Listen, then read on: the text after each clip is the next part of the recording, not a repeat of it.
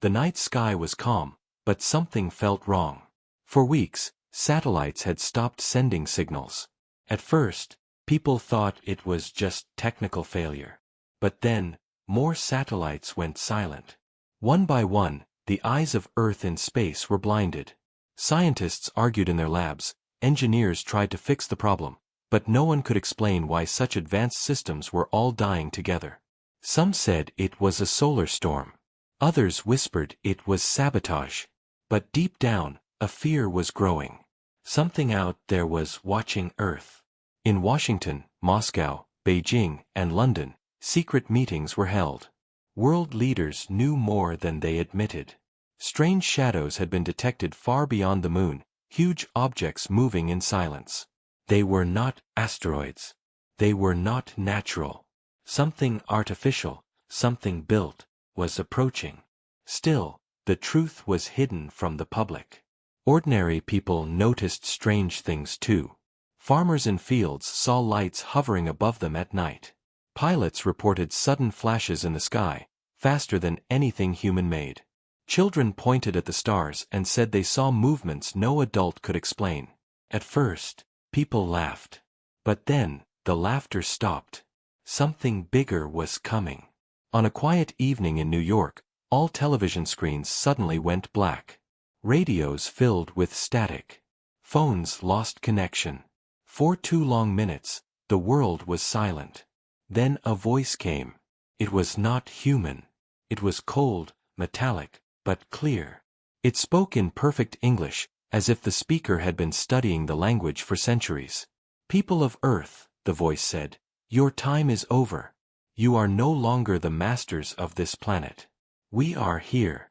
We are many. Surrender, and you will survive. Resist, and you will be destroyed." All across the world, millions froze. Families in their living rooms, soldiers in their bases, doctors in their hospitals, all heard the same message. Some thought it was a joke, a broadcast from hackers. But when the skies above major cities lit up with massive shapes, there was no doubt left. They were ships. Enormous, dark, silent ships floating like giants in the night. They blotted out the stars with their size. They did not fire. They only hovered, waiting. Fear spread faster than fire. Social media exploded with shaky videos of the ships. Some screamed it was the end of the world. Others prayed. Governments told people to remain calm, but their voices trembled. In a hidden bunker, scientists confirmed the impossible. These ships had technology beyond human imagination. They had traveled light years with ease. They were watching Earth like hunters studying prey. Panic spread. Banks crashed, people rushed to markets, highways filled with cars as families tried to escape cities. But there was nowhere to run. The ships were everywhere, above oceans, mountains, deserts, and skies of every continent. They were patient, almost confident, as if they already knew the war was over before it even began. Yet something strange was happening. The aliens did not attack. Not yet. Instead, they waited, as if they wanted humanity to understand its weakness before the real strike. The leaders of Earth met again, their faces pale with fear. Some argued for surrender. Others shouted for war. But no one truly knew what they were facing. Then, the voice returned, this time on every device at once. Television, phone, radio, even children's toys that had speakers. "You have 7 days," the voice declared. 7 days to accept your place under our rule. After that, resistance will be punished. This planet is ours now. Do not test our patience. The message ended. Silence followed, heavier than before. On the streets, people stared at the sky, waiting for fire to rain down. In homes, parents held their children tightly, whispering promises they did not believe. Soldiers loaded their weapons, knowing bullets would be useless against such giants. And still, the ships hung above, watching. Humanity had faced wars, disasters, plagues. But never this. For the first time, the entire world felt small. For the first time, Earth felt like prey. But hidden inside that fear, in the hearts of ordinary people, a spark remained. Some refused to bow. Some refused to accept that the future of mankind would end with surrender. They did not know how to fight. They did not know if it was possible. But they knew one thing: if Earth was to fall, it would not fall without a roar. The invaders thought they had already won. They thought fear would break humanity. They thought silence in the sky meant silence in the human spirit. They were wrong. The first strike came without warning. One morning, the sky above Tokyo shimmered with strange light, like glass breaking in the heavens. Then a ship, larger than the tallest skyscraper, descended slowly until its shadow covered the entire city. Sirens screamed, people ran through the streets, and fighter jets rose into the air, but before they could even lock onto a target, beams of blue energy shot from the alien ship. In seconds, every jet was disabled, not destroyed, but frozen in midair as if some invisible hand had crushed their engines. They fell like toys from the sky, landing in flames across the city. Similar scenes unfolded in Paris, Cairo, and New Delhi. Everywhere, the invaders tested their power. They did not aim to destroy everything yet. They only wanted to show how hopeless resistance was. Tanks rolled into position, missiles launched, guns fired in desperation, but none of it mattered. Human weapons hit the ships and vanished into sparks, like stones thrown against steel walls. Panic spread across the globe. The invaders were proving their words true: Earth was powerless. But then, in the chaos, something unexpected happened. In a small town outside Berlin, a group of soldiers refused to retreat. They had nothing but rifles and an old anti-air gun. When an alien drone swept down, shining its light to scan the ground, they fired wildly. Most bullets bounced off harmlessly, but one struck a weak point near its eye-like sensor. The drone screeched and fell, crashing into the dirt. The soldiers stared in shock. It was possible. The invaders could bleed. News of this small victory spread fast. Across the world, resistance groups began to form, inspired by the belief that the aliens were not gods but enemies with weaknesses. In the streets of Mexico City, teenagers threw paint and fire at drones, confusing their sensors. In Africa, hunters used old traps and terrain to slow the machines. In Asia, hackers worked day and night, trying to break into alien signals. Humanity, though broken and terrified, was not silent. But for every small victory, there were 10 defeats. The aliens answered rebellion with swift punishment. Entire neighborhoods were silenced by sound waves that made people collapse in agony. Cities were wrapped in energy nets, cutting them off from the outside world. Governments tried to keep control, but communication was collapsing. The United Nations called for unity, but even their broadcast was hacked by the invaders. Once again, the alien voice filled every screen. You cannot win. Your courage is meaningless. You resist only to suffer. The voice was confident, almost amused, but in its words, some humans heard something else. Why did such a powerful enemy waste time with threats? Why not destroy everything at once? Were they hiding a weakness? In a dark bunker beneath London, military leaders studied recordings of the attacks. They noticed something strange.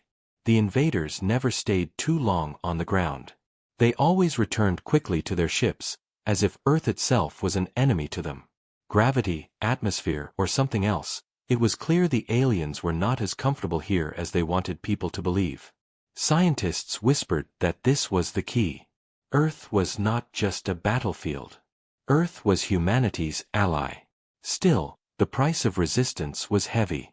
Families were separated, cities fell quiet, and hope grew thinner each day. Yet in the silence of night, whispers spread.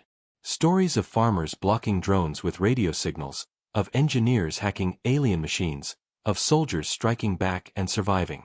These whispers became sparks, and sparks became fire. The invaders had shown their power, but they had also revealed something dangerous. They could be hurt. And nothing was more dangerous to an oppressor than hope in the hearts of the oppressed. Humanity stood at the edge of destruction, but for the first time, the invaders felt a flicker of something they had never known before: doubt. The world was burning with fear, but in the ashes something new began to rise. Across every continent, People who had never spoken to each other now shared one thought: fight back. It started small, with whispers in villages, radio signals in deserts, and secret meetings in basements. A farmer in Brazil who once only knew his cattle discovered that his old radio tower could block alien drones when tuned to certain frequencies. A young engineer in South Korea captured a damaged alien scout and, with nothing more than tools from a garage, managed to hack into its system long enough to understand its patterns. Soldiers in Eastern Europe discovered that the aliens' armor weakened when exposed too long to Earth's gravity, as if the very weight of the planet drained their strength. These small victories were not victories of governments or armies, but of ordinary people refusing to kneel. The invaders, who had conquered countless worlds with overwhelming force, did not understand what they were facing. On other planets, fear had been enough to end resistance. But on Earth, fear only sparked defiance. In the forests of Africa, hunters who once tracked lions now tracked alien drones, striking them from shadows with spears tipped in metal heated by fire. In the Middle East, families who had lived under war for decades refused to bow to a new enemy, digging tunnels to hide and strike from below. In America, old veterans who thought their fighting days were over gathered young men and women, teaching them guerrilla tactics that no alien algorithm could predict. And in Europe, hackers shared codes through hidden networks, passing secrets faster than the invaders could silence them. Humanity was not united by governments but by survival, and this unity was more dangerous than any weapon. Still, the price was terrible. The aliens struck back with cruelty, leveling towns, silencing whole regions with blinding light, turning oceans into barriers by unleashing storms.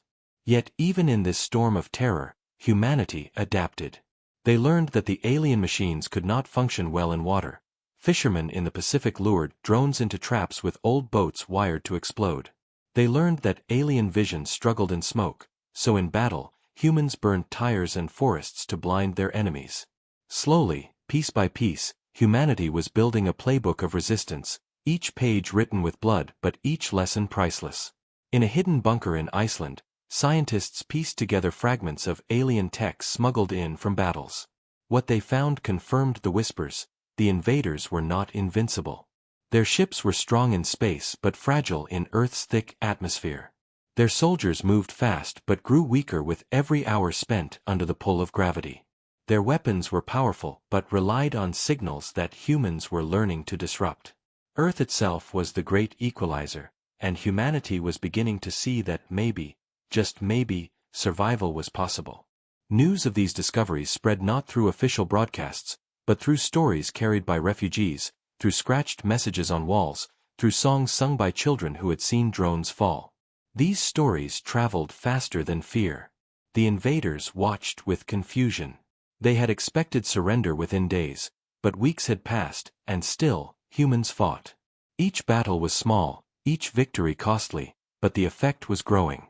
The resistance was no longer just scattered sparks, it was becoming a firestorm. And in the darkness of space, aboard their massive motherships, alien leaders began to argue. They spoke in their cold language, believing no one could hear. But even in their hidden councils one truth echoed. This war was unlike any they had fought before. For the first time, doubt touched them. For the first time, the word defeat existed in their minds.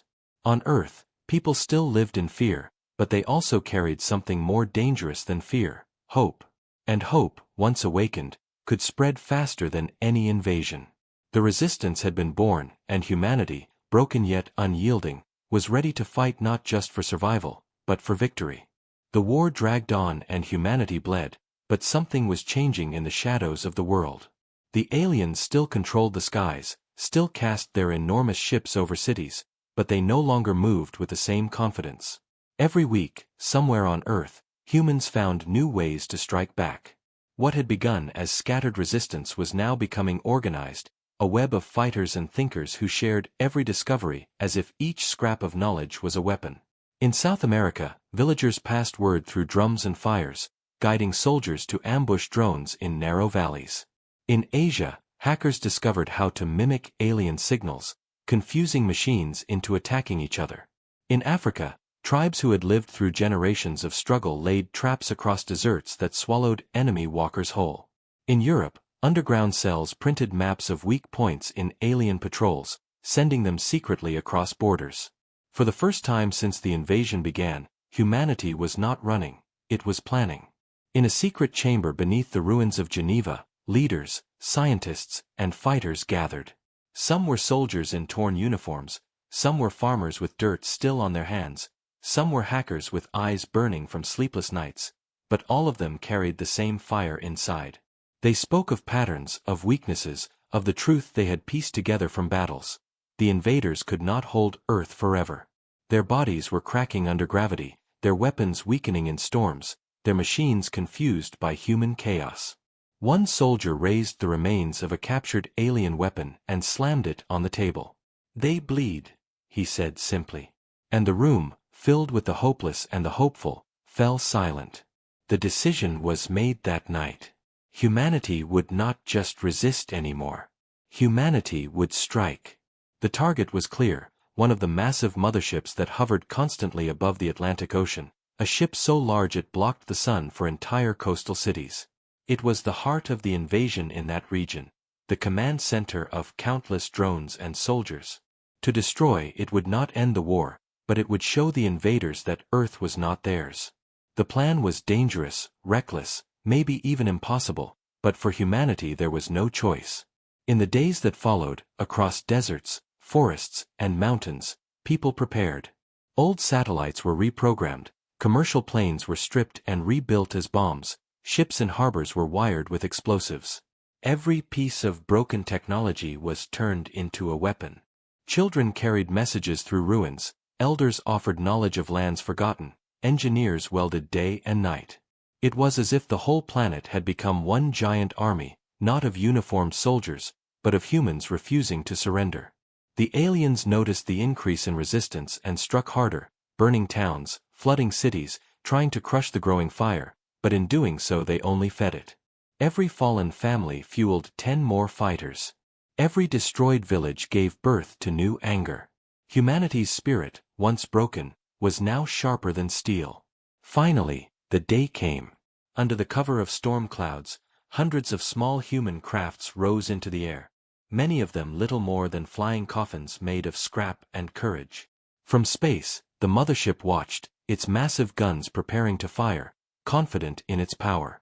But this time, the humans did not scatter. They flew straight, fearless, weaving through enemy fire like swarms of angry insects. From the ground, missiles made from mining rockets screamed into the sky, hitting the ship's shields and forcing them to flicker. Then, in a moment that would be remembered forever, a single jet, an old fighter repaired with spare parts, broke through the defenses and slammed its entire body into a weak point discovered by engineers weeks earlier. The explosion lit up the night like a second sun. The mothership shuddered, tilted, and for the first time, an alien giant began to fall. All across Earth, people watching from rooftops, from trenches, from broken streets, raised their voices in a roar of disbelief and joy. The invaders had been hurt. They were not untouchable anymore. The turning point had come. The aliens had thought Earth was already conquered, but now they realized the truth. They were facing a species that would never bow, never stop, never surrender. Humanity had shown its teeth, and the war was about to change. The night sky burned like never before as humanity launched its first true assault on the invaders. The destruction of one mothership had ignited the world with courage, and now every man, woman, and child who could contribute was part of the battle. From deserts, from mountains, from hidden bases deep underground, humanity gathered everything that could fly or fire. Old rockets once meant for space exploration were pulled from museums and turned into weapons, cargo planes were stuffed with explosives, even weather balloons were armed with homemade bombs. It was madness, but it was human madness, and against the cold logic of the invaders it was a storm they could not predict. Above the Atlantic, the sky filled with swarms of drones pouring from alien ships, their movements perfect and mechanical, their beams of blue energy cutting through the darkness. But from the ground rose fire, hundreds of human crafts, uneven, chaotic, moving like lightning bolts in every direction. To the aliens, it looked like disorder. To the humans, it was freedom. The battle began with deafening roars as missiles streaked upward and drones exploded in clouds of fire. Entire skies lit up, turning night into day. Families on the ground watched from rooftops, holding hands, praying, and screaming as fireballs fell into the ocean. The invaders struck back with overwhelming power, vaporizing whole fleets with one blast, but still, the humans kept coming. They had no choice. This was not a battle to win in numbers, it was a battle to prove they could bleed the enemy again. On board the command center of the aliens, their leaders calculated with cold precision, yet confusion began to spread. Human crafts did not follow predictable paths, their attacks did not follow patterns, and their willingness to sacrifice themselves was something the aliens had never witnessed. One ship crashed deliberately into a drone cluster, destroying 20 at once. Another pilot sang over the radio as he flew into enemy fire, refusing to scream even in death. Every act of defiance shook the enemy. The turning point came when a group of engineers, hiding inside an old oil platform, launched a weapon they had built from stolen alien parts mixed with human explosives. It was crude, unstable, and dangerous, but it worked. The blast tore a hole in one of the mothership's shields, leaving its dark metal skin exposed. In that moment, jets and rockets dove toward it like hawks toward prey, hammering the wound again and again. The mothership trembled, flames bursting from its side, and with a groan like thunder it began to fall into the sea. The explosion that followed sent waves across the Atlantic, shaking cities on distant shores. The cheers of humanity rose louder than the blast. For the first time, not just one, but two of the invaders' great ships had fallen. The victory was not without cost. Thousands of human lives were lost in the sky, and wreckage rained down like black rain over oceans and fields. Families wept as they heard the names of pilots who never returned. But alongside the grief came something powerful: proof. The aliens were not gods. They could be beaten. And that knowledge was more powerful than any weapon. In the hours after the battle, resistance groups celebrated in ruined streets, children painted fallen drones with human flags, and soldiers raised their fists to the heavens. Yet in the shadows of space, the invaders were not finished. Their fleets shifted, regrouped, and prepared their strongest weapons. They had underestimated Earth, and now their pride demanded revenge. Still, in the hearts of humanity, the fire had already been lit.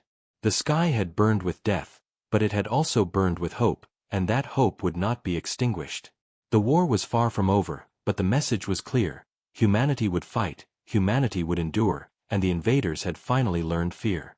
The fall of two motherships shook the galaxy as much as it shook Earth, for the invaders had never lost before, and their pride turned to rage. Now they came with everything they had, filling the skies with burning light, sending down their most terrible weapons, determined to crush the defiance of mankind once and for all. Across the world, cities burned as beams of pure energy carved through skyscrapers, oceans boiled as alien storms swallowed ships, and whole mountains shook as orbital strikes cracked the earth. Humanity had never faced such destruction, yet even as the world crumbled, they refused to kneel. In the ruins of New York, soldiers fought street by street, turning shattered buildings into fortresses. In the deserts of Africa, tribes lured alien machines into traps made of sand and fire. In Asia, hackers sent false signals into the alien network, making their drones turn on each other in bursts of confusion. But it was not enough. The aliens were relentless, and their fury seemed unstoppable. Entire nations cried out for help, and it was then that the secret weapon long hidden beneath the earth was finally revealed. It was called Project Echo, a desperate creation born in secret labs, hidden even from most governments, built for a war no one had believed would come. Echo was not a bomb or a missile. It was something stranger. It was a weapon of fear, a device designed to send a pulse through the atmosphere, not to destroy the invaders' machines, but to strike at their minds. Scientists had discovered from captured soldiers that the aliens shared a networked consciousness, a hive of thoughts tied together. Echo was built to shatter that unity, to turn their strength into weakness. As alien ships descended over Europe to deliver a final crushing strike, the leaders of the resistance gathered in an underground base. Power cables hummed, old generators shook, and the massive machine stood ready, built from both human technology and stolen alien parts. "If it fails, we die," one engineer whispered. "If it works, we live," another answered. Above them, The ground trembled as alien cannons prepared to fire. The order was given. The switch was pulled. A pulse invisible to the eye but heavy as thunder swept across the planet. For a moment, nothing seemed to happen. Then, in the skies, the invaders screamed. Their ships trembled, their drones dropped lifeless from the air, their voices filled with static. For the first time, the unity of their hive mind cracked, and confusion spread like fire through dry grass. Alien soldiers turned on each other, ships collided as orders faltered, and chaos rippled through their perfect formations. Humanity seized the moment. From the ground, missiles and rockets launched into the confused fleets. Resistance fighters poured into the streets, dragging wounded but refusing to stop. Ordinary men and women who had never touched a weapon picked up stones, sticks, and captured rifles, striking at invaders who staggered without coordination. The tide was turning, but the aliens were not finished. From the core of their largest ship, a counterpulse began to build, a dark wave that could crush Echo and restore their control. The resistance had only minutes. In a desperate act, a squad of pilots volunteered to fly straight into the heart of the alien flagship, carrying explosives strapped to their craft. They knew it was a one-way mission, but they did not hesitate. As Echo pulsed again and again, weakening the enemy further, the squad dove through fire, their radios filled with laughter, songs, and last words. One by one they fell, until the last pilot reached the core. His final words were simple: "For Earth." The explosion tore through the mothership, splitting it in half, and the counterpulse died with it. Across the planet, the alien fleet faltered, their roars turning into silence. Humanity had held the line. The last stand was not the end, but it was survival, and in survival there was victory. The invaders had thrown everything at Earth and failed to break it. And now, though the skies were still filled with fire and smoke, one truth was clear to both sides: humanity would never bow. The world stood on the edge of ruin, cities in ashes, oceans scarred with fire, mountains cracked by alien strikes, yet humanity still breathed, still fought, and now after the last stand something greater stirred in every heart. The aliens had come with endless pride, believing this planet would fall like all the others, but Earth had refused, and the roar of resistance now shook even the stars. Across every nation, broken armies regrouped, scattered survivors joined hands, and voices rose in one unspoken promise. This was not only about survival anymore, it was about victory. The resistance spread faster than the invaders could crush it, fueled by the memory of motherships falling and the sight of alien soldiers stumbling in Earth's gravity. Farmers, teachers, engineers, children, and soldiers all carried the same fire, turning ruins into bases, wreckage into weapons, and fear into fury. Above, the alien fleet gathered for one last crushing blow, their remaining ships circling like vultures, their leaders determined to erase this stubborn species. But their hesitation betrayed them, for doubt had infected their perfect unity, and now their enemy's greatest weapon was no longer technology but the unstoppable will of mankind. In underground bunkers, scientists pushed Echo to its limit, preparing one final pulse that could shatter the alien hive mind completely. In the skies, pilots strapped themselves into battered jets rebuilt from scrap, whispering farewells yet flying with pride. On the ground, resistance fighters lined the ruins with explosives, waiting for the giants to descend. The plan was reckless, desperate, but it was all they had: break the aliens' unity, strike their fleet from within, and roar so loudly that even the galaxy would hear. The final battle began when the largest mothership descended over the ruins of London, its shadow swallowing the broken city. From its hull poured thousands of drones, swarming like locusts, while cannons charged to unleash fire that would finish what the invasion had started. Yet before the blast could fall, Echo thundered across the sky, stronger than ever before, sending shockwaves through the alien network. The fleet faltered, their drones froze, their cannons shook, and confusion ripped through their perfect order. Humanity seized the moment. Missiles launched, rockets screamed, and jets dove through fire, striking again and again at the mothership.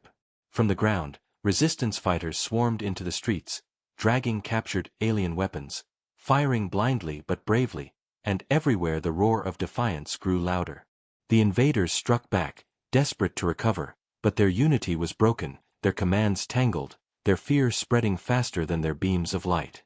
In the middle of the chaos, a group of young engineers hacked into the alien broadcast system and sent a message not in fear but in challenge, their voices echoing across the planet. This is Earth. We are not yours. We will never be yours. The word spread through radios, phones, and broken screens, and people across the world raised their fists and shouted the same. It was not just a battle now. It was a roar, a thunder rising from billions of throats, so loud that even the invaders felt it shake their minds. The mothership above London cracked under the endless assault, fire spilling from its wounds, until with a scream of metal it fell from the sky, breaking into the river below. The explosion sent waves across the land, and the alien fleet, once unstoppable, began to retreat. One by one their ships pulled back, their formations collapsing, their shadows lifting from Earth. The sky cleared, filled not with death but with light as the burning wrecks of their machines fell into the sea. Humanity had not just survived, it had won. On the ground, survivors wept and embraced, soldiers stood in silence with tears in their eyes, and children pointed at the sky, watching the giants flee. The war was not without loss. Cities lay in ruins, millions were gone, scars would remain for generations. But the spirit of humanity had proven unbreakable, and that was a victory greater than any weapon. The invaders had come to conquer, but they left in fear, carrying with them a memory that would echo forever. On Earth, no war could be won against humanity.